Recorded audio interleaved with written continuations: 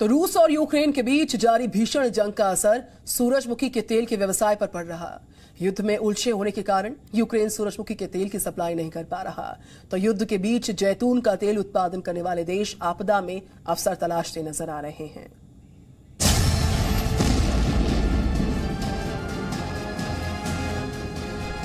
रूस और यूक्रेन के बीच जारी जंग का असर सबसे ज्यादा व्यापार पर पड़ा है।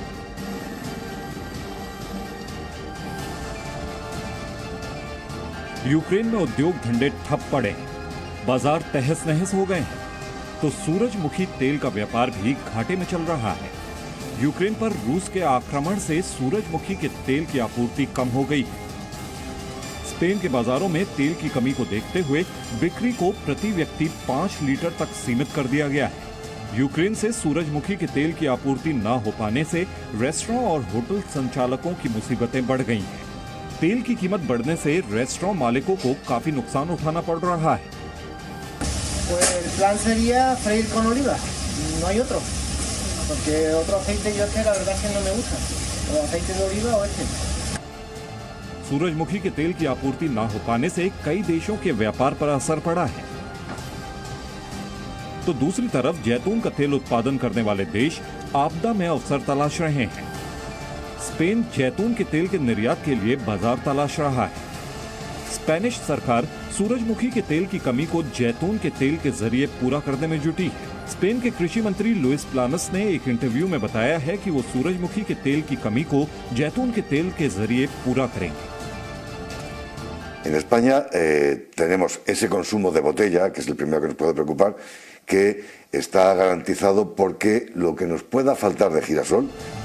अभी तो रूस यूक्रेन युद्ध की वजह से दुनिया भर में आर्थिक संकट की शुरुआत भी नहीं हुई है। यूक्रेनी राष्ट्रपति जेलेंस्की पहले ही चेता चुके हैं कि युद्ध की वजह से कई देशों में अकाल की स्थिति हो सकती है। यूक्रेन सूरजमुखी का सबसे बड़ा उत्पादक देश है। ऐसे में पूरी दुनिया में इसके तेल के सप्लाई और दाम पर आगे असर हो सकता है। ब्यूरो रिपोर्ट, जी मीडिया। करीब 1 महीने से जारी रूसी हमले में यूक्रेन तबाह हो चुका है। एक खूबसूरत सा देश रूस के भीषण हमलों से खंडहर की शक्ल लेने लगा। हर एक नई सुबह जब आती है, हालात बिगड़ते दिख नजर आते हैं। तो अब यूक्रेन के लोग भूख प्यास से भी परेशान हो गए। युद्ध से यूक्रेन में खाद्यान्न संकट इतना गहरा गया कि दूध गेहूं आम आदमी की पहुंच से कोसों दूर ये हो गया।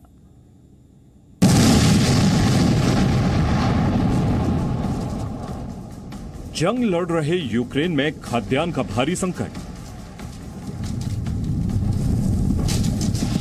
महंगा हुआ गेहूं, आसमान छू रहे दूध के दाम।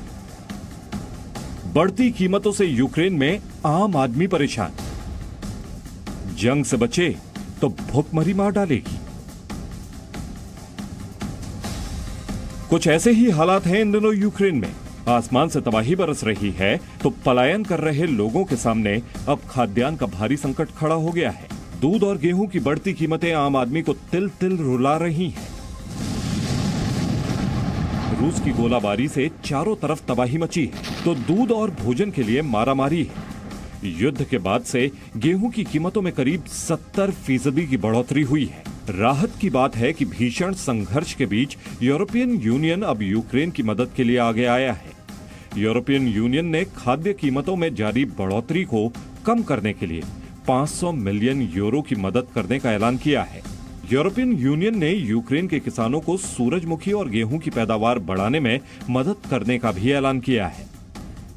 Given the exceptional market situation, the Commission has proposed 500 million euros support package to support EU farm producers affected by the war in Ukraine, allowing them to address market disturbance or trade restrictions. जाहिर है कि भीषण तबाही के बीच European union का यह ऐलान Ukraine में खाद्यान्न संकट झेल रहे लोगों के लिए राहत लेकर आया है और इससे तबाह हो चुके यूक्रेन को काफी मदद मिलेगी। Bureau report, ji media. Presenting B News app, available on Google Play and App Store. Download it now.